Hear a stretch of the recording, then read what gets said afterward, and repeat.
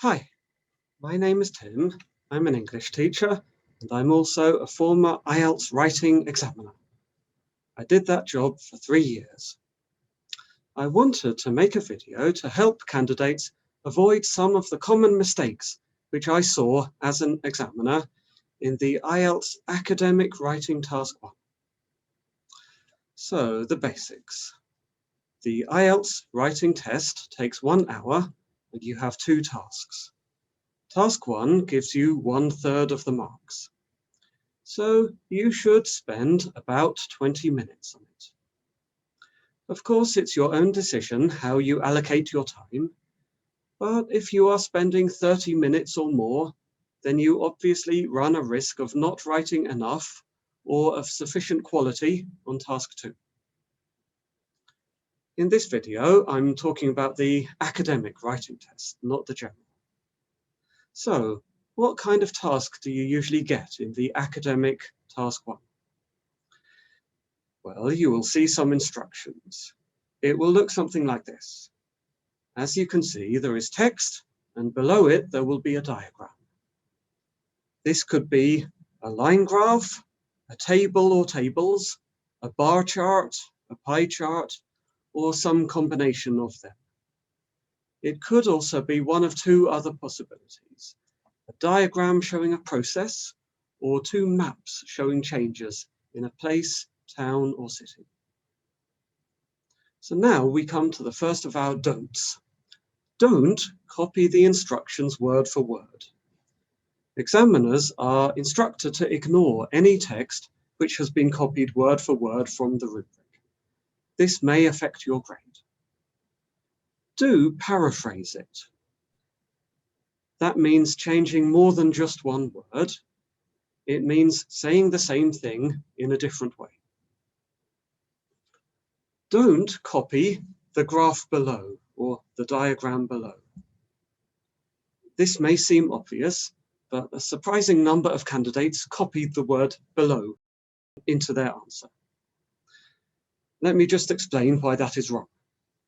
The diagram will not be below your text on your answer paper. So for me as an examiner, it will be very strange to see the words, the diagram below. Do give an overview. So what does this mean?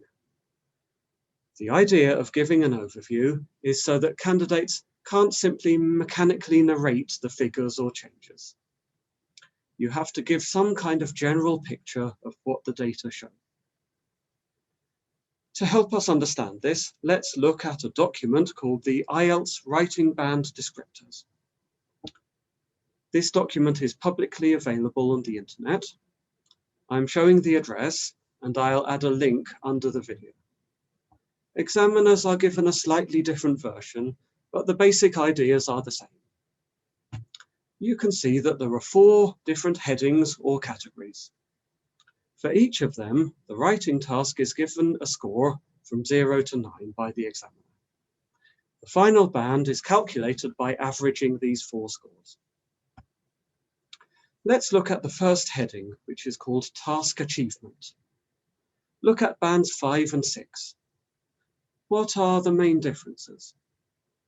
Well, a key difference is that for band 5, a candidate recounts detail mechanically with no clear overview.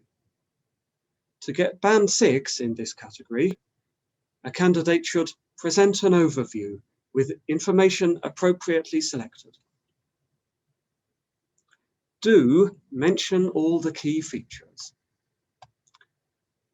So what are the key features?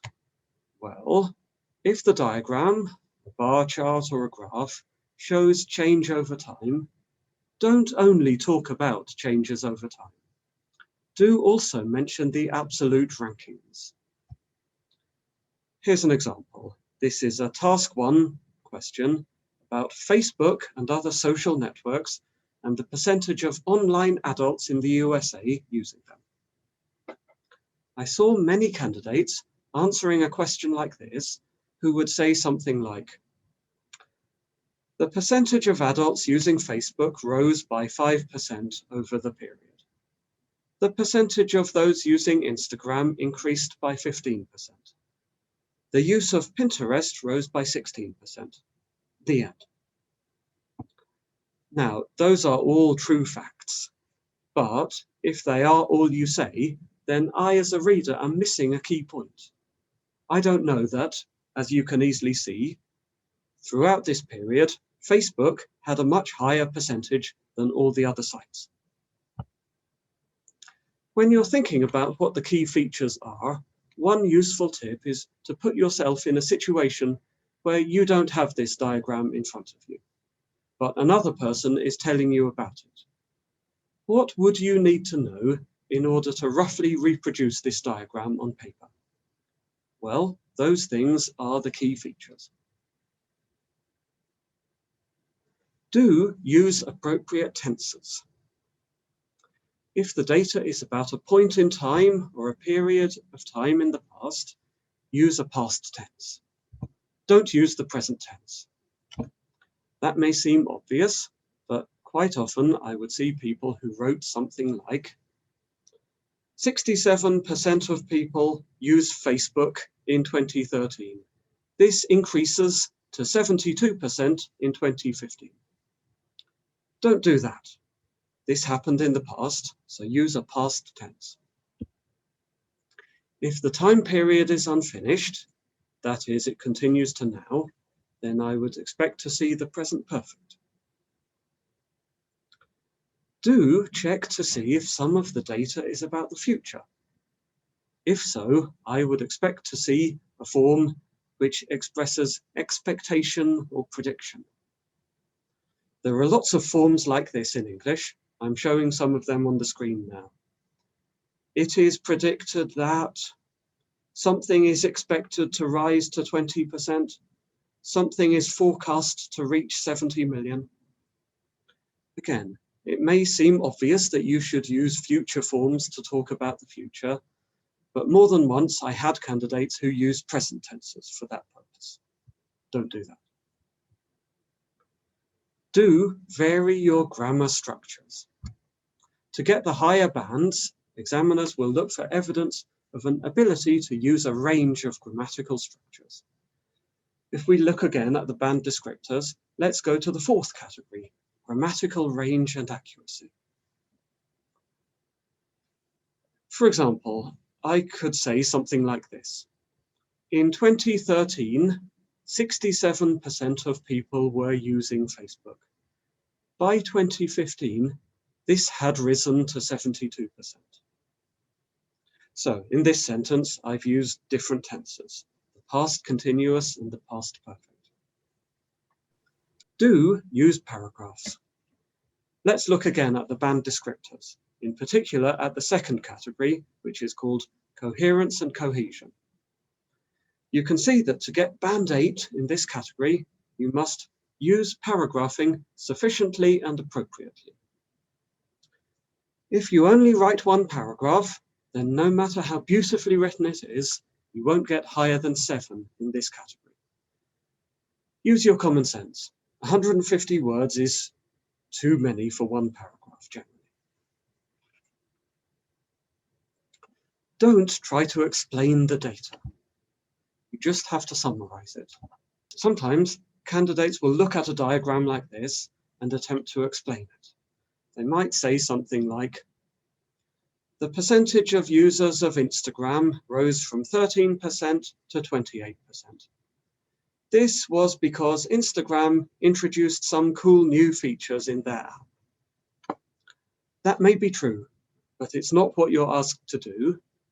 And generally, the examiner is told to ignore any speculative writing like this. Again, this may affect your mark. Do keep it simple. You only have 20 minutes. People's writing speeds vary, but for most people, 20 minutes doesn't give you enough time to write a full draft and then transfer it to the final copy. It gives you time to make a few notes and then write your final text. So just focus. What are the key features? In this diagram, I think they are. Over this period, the percentage of adults using all of these sites increased. Facebook was by far the most used among Americans throughout the period. Other sites, especially Pinterest and Instagram, experienced sharp growth rates from a low starting point. Use of LinkedIn rose but then fell back. For the others, this was a period of continuous growth. That's it. Finally, do give some figures to back up these points. If you don't give any figures, you will lose marks. That's all from me for today. If you're doing an IELTS test soon, I wish you luck. See you later and take care.